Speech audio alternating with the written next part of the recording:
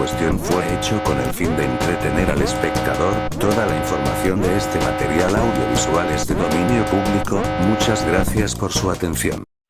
¡Me pican los cocos! Posiblemente ustedes sepan lo que es un iceberg, pero el que no sepa se lo explico. Un iceberg es el fenómeno de internet relativo a la colección de leyendas urbanas de un determinado evento, persona o lugar. Yo y mis compadres les presentamos Iceberg de casos ocurridos en Nicaragua. Comencemos.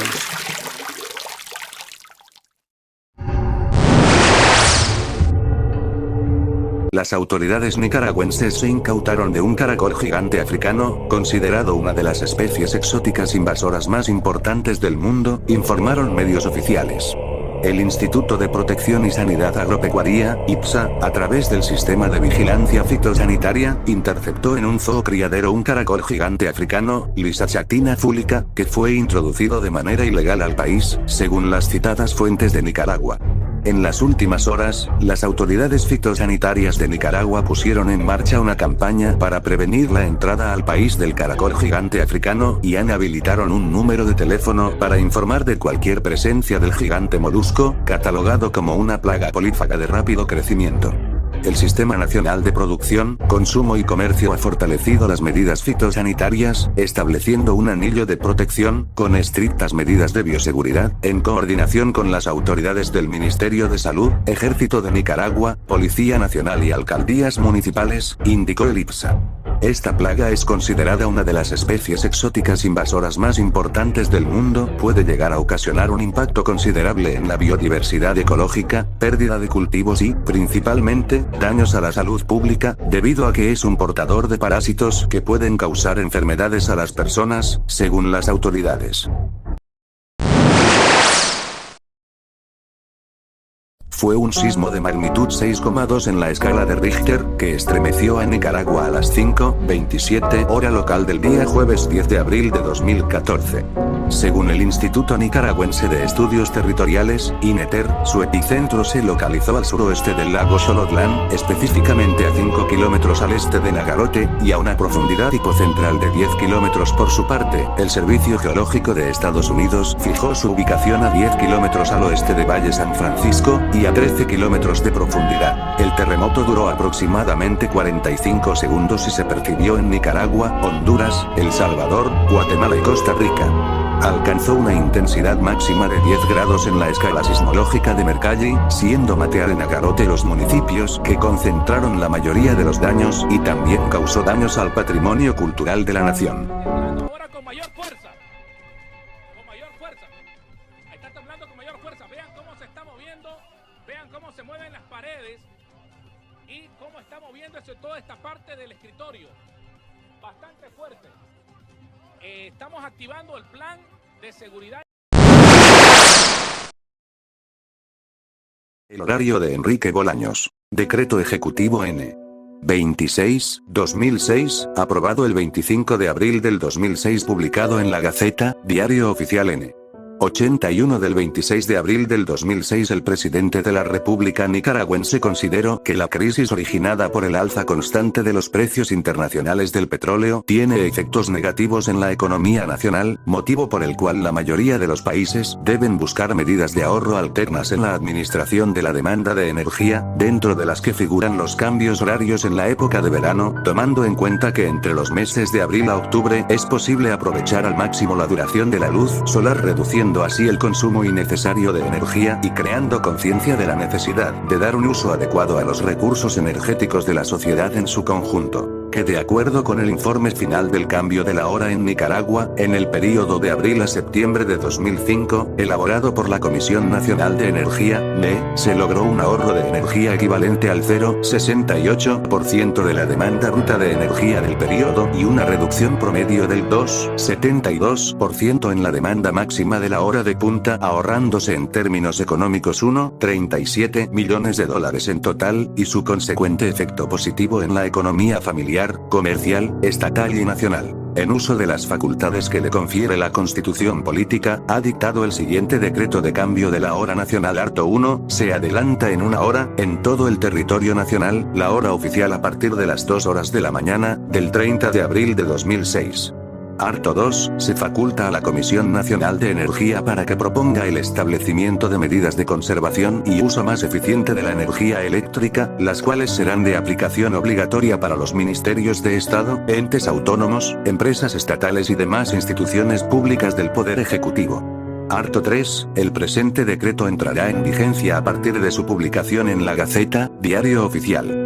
Dado en la ciudad de Managua, Casa Presidencial, el 25 de abril del año 2006. Enrique Bolaños Geyer, presidente de la República de Nicaragua.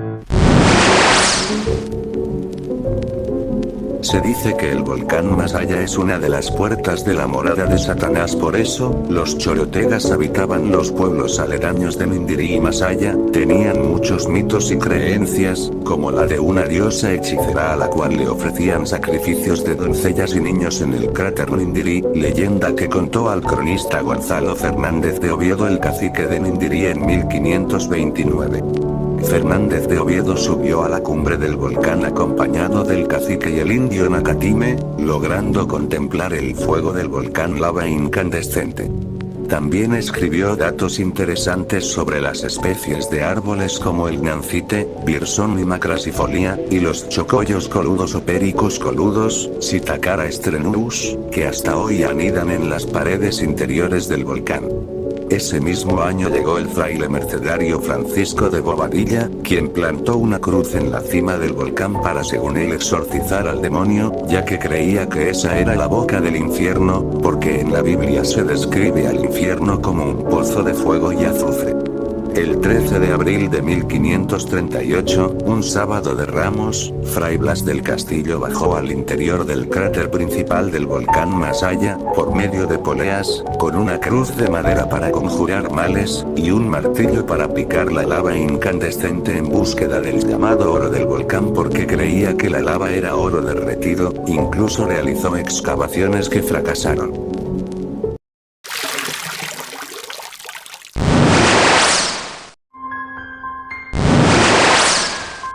A las 11:05 de la noche del 6 de septiembre se escuchó una fuerte explosión en el oriente de Managua y algunos sintieron un sismo.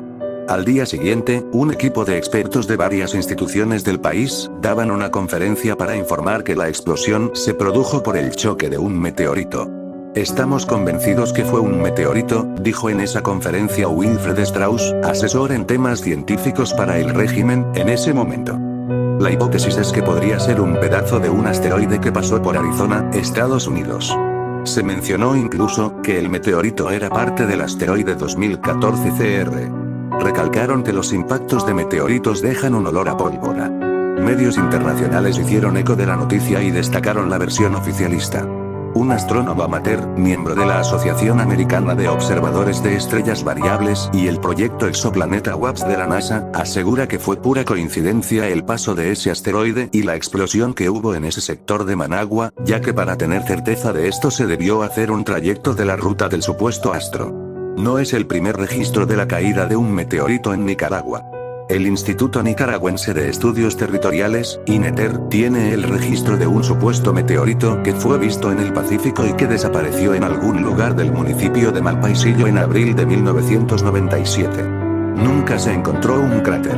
Según el reporte de INETER, la noche del 26 de abril una bola de luz intensa pudo verse en Rivas, Carazo, León, Chinandega, Sébaco y Matagalpa.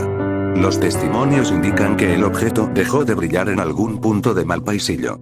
Se describe que el paso del astro causó algunos retumbos mismo que fueron registrados por los sismógrafos. A diferencia del supuesto meteoro de 2014, el de 1997 sí fue visto por la población. A los 9 años, según Zoila América, los abusos de Ortega empezaron durante su primer exilio en Costa Rica, el mismo país al que regresó hace algunos años en busca de refugio. El abuso empieza durante el período entre 1977 y 1978. Yo no había cumplido los 10 años, destaca. Para esa época, Ortega tenía más de 30 y dirigía una de las facciones del Frente Sandinista, del movimiento guerrillero que luchaba contra la sangrienta dinastía de los Somoza. Pero, para Zoila América, el guerrillero que había salido de la cárcel poco tiempo antes era sobre todo una pareja más en la vida de mi madre. Según su versión, sin embargo, esa relación no impidió que Ortega empezara a meterse en su cama para tocarla indebidamente.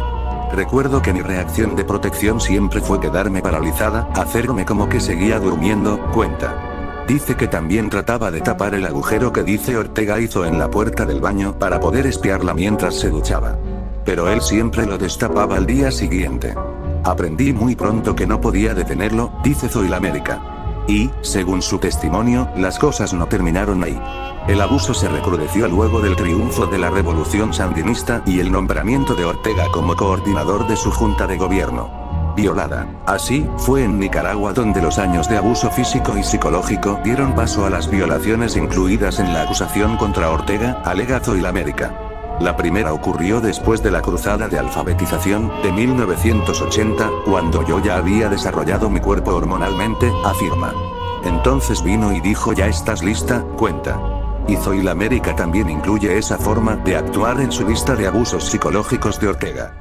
Siempre me hizo sentir sucia, que yo estaba haciendo algo malo. El abuso sexual vino siempre acompañado de un profundo abuso psicológico, dice, haberme hecho responsable de lo que pasaba me hizo tener miedo de decirle a mi madre, afirma. Pero ella no tiene dudas de que Rosario Murillo sabía lo que estaba ocurriendo.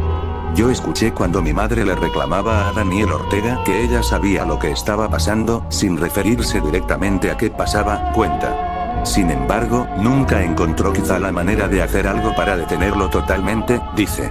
Y nada hicieron tampoco los otros miembros del entorno de Ortega, que a diario le decían a su víctima que debía estar orgullosa de ser la hijastra del líder revolucionario. La denuncia. Al final, tuvieron que pasar más de 20 años para que Zoila América se atreviera a romper el silencio. Para entonces, Ortega ya no estaba en el poder, pero seguía teniendo mucho. Ahora, 2 décadas después, Zoila América admite que esperaba mucho más de su denuncia. Oye rata, ¿no crees que necesitas descansar un poco? Yo seguiré el resto del video. Vaya, solo dije la palabra descanso y se fue el hijueputa. Bueno, seguiré con el resto del video, sigan visualizando.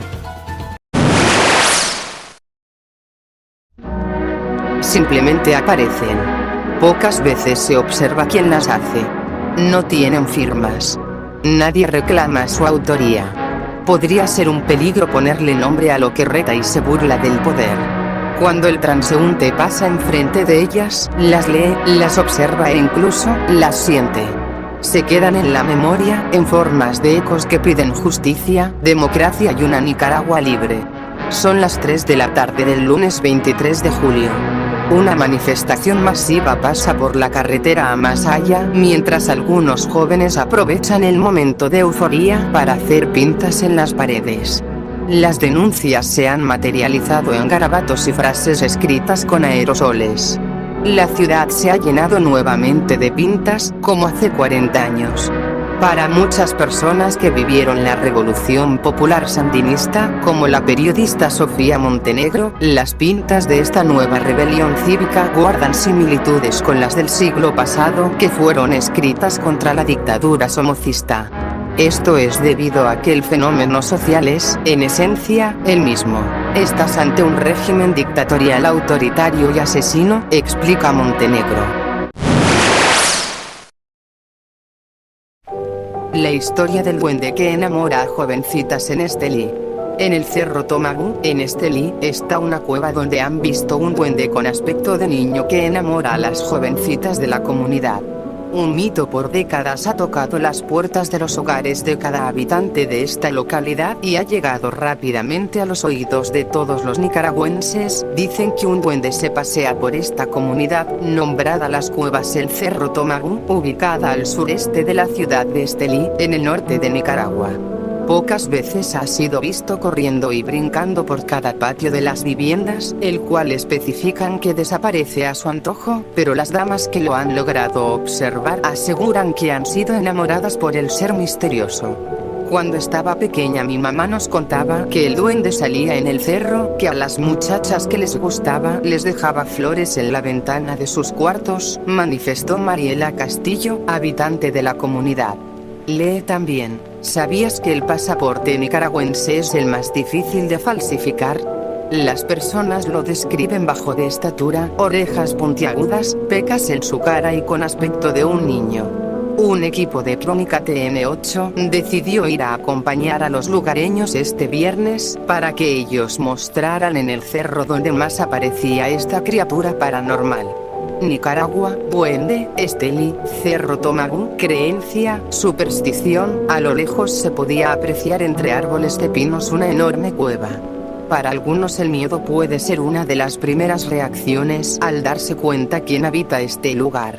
Una familia llegó nerviosa y con palabras entrecortadas le contaron a un poblador lo que les había pasado. Hace 5 años unos vecinos se vinieron a la cueva, en el transcurso del camino se encontraron a un niño que lo invitaron a que fuera con ellos, luego estando en el lugar se desaparecía y les aparecía. Cuando lo vieron bien, tenía orejas puntiagudas, se llenaron de nervios, se fueron rápido a contarme a mí lo que vieron. Hay muchas historias sobre el duende, pero no son todos lo que lo logran ver, recalcó Manuel Rugama, habitante de la comunidad. Dedicados a la agricultura, rodeados de miles de preguntas y respuestas que tienen que dar sobre ese ser sobrenatural, los pobladores estelianos de esta localidad sienten que el duende se ha convertido en uno más entre ellos, el cual solo en esta comunidad podrán conocer. Es la hora, fecha y día y hay algunos que todavía escuchan las risas y travesuras del duende de la montaña. ¿Será solo superstición o esta criatura está realmente escondida en este punto de Nicaragua?